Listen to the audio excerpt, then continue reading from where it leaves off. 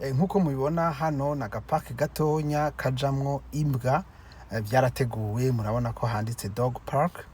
Rero ziraza ngaha zije gukina, abantu bagahurira hano, abatunze imbwa bakazireka zikiruka aha hantu. Zirushe murabona ko ziza kunywa amazi, hariho akantu ko munsi imbwa zishobora gushikira, ako hejuru nako ni ak'abantu, ahantu umuntu ashobora kunywa amazi. Rero ibi bintu bitwereka yuko muri ibi bihugu biteye imbere ibintu byose barabiteguye. Ni ukuvuga igikoko, kurya abantu bakunda inka, bakunda impene, bakunda ibikoko batunze, niko n'abazungu bakunda imbwa kandi bakaziha agateka. Si ibintu bitangaje kuko hari abantu bakunda inka ku rwego ruri hejuru.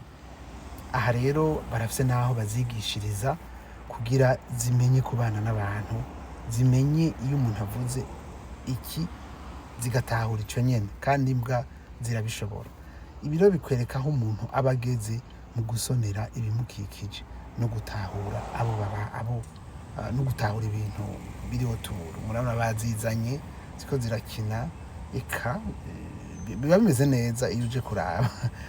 Nka twe turamenyereye biradutwenza, mugabo nibwo ubuzima babayemwo, barabisonera.